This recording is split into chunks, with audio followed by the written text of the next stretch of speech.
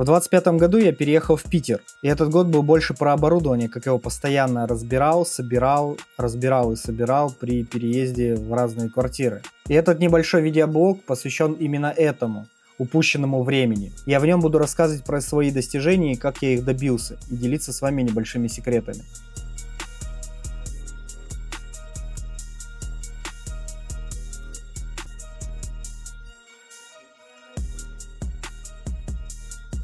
Что делать, если одно из самых важных условий поехать быстро на треке – это тренировки, постоянные тренировки. Но, как всегда это и бывает, на тот момент я это не понимал. Симрейсинг для меня полгода назад больше похож был на Arc Riders. Ты зашел на карту, попытался ее зачистить, не получилось, ты все равно получил опыт и удовольствие. Начинай заново. В симрейсинге это работает максимум полгода.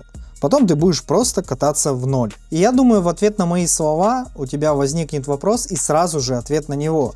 Чем симрейсинг отличается от того же Arc Raiders через 40 часов? Тем, что ты начинаешь составлять стратегию. Как сделать стратегию, да еще и с первого раза, и чтобы она работала? Ответ – никак. Все о том, что я тебе сейчас рассказываю, это уже не первая версия, это уже третья версия. И это, так сказать, итоговая, максимально та, которая мне подошла. На это видео меня вдохновил другой симрейсер, который рассказал про свою стратегию, она очень похожа на мою.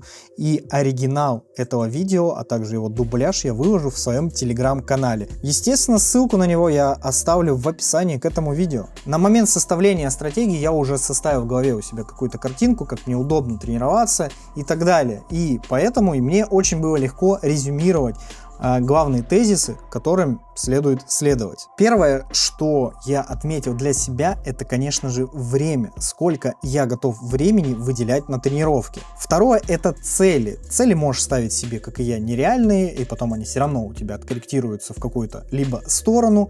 А последнее, это опыт. От опыта зависит то, чем ты будешь еще параллельно этим заниматься. Изучать всякие гайды, телеметрию и так далее.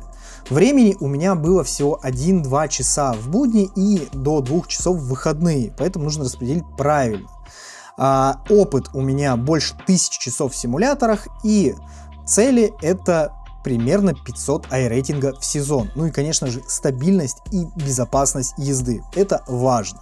Опыта в симуляторах у меня в принципе достаточно, я знаю, как пользоваться гайдами, знаю, как читать телеметрию и множество всякого такого разного, поэтому эту вещь мы оставим на потом. Времени у меня, так как у меня 1-2 часа, получается на одну трассу в неделю. И на основе нескольких своих стратегий я понял, что ай-рейтинг более 500 за сезон в принципе мне достижим только если я следую плану. Календарь на сезон вперед, на основе которого я составляю свой план заездов, выложен у меня в телеграм-канале. Можешь найти его в медиа, он в свободном доступе, в открытой и понятной форме. На основе этого я составляю свой план, которому я в перспективе следую. Одна трасса в неделю, 5 дней тренировок в неделю. Возможно, вы, как и я, переживете первую неделю, а на вторую неделю такого темпа вам станет скучно. Вот и мне стало, поэтому я начал смотреть сериалы в режиме картинка в картинке.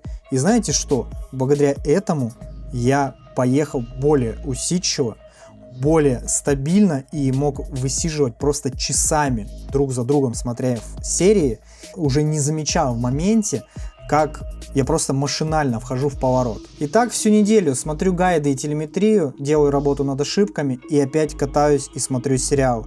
Потом опять катаюсь и смотрю сериал. Потом опять катаюсь и смотрю сериал. На 5-й день я поехал в 200 сотых от мирового рекорда. Следующие 2 дня я катался, естественно, без сериалов.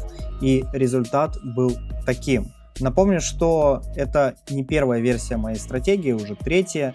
И если третья показала такой результат, я думаю, она уже работает. Дальше, к сожалению, у меня не получалось кататься по разным причинам. И это видео, по сути, отчет за предыдущие несколько месяцев. Сейчас уже наступил 26-й год, и пора эту стратегию проверять и на других автомобилях и показывать больше результат.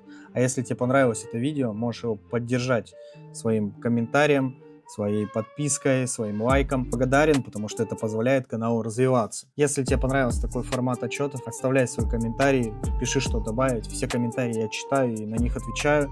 Буду тебе очень благодарен. Спасибо, что посмотрели это видео до конца. С тобой был Провальный. Пока.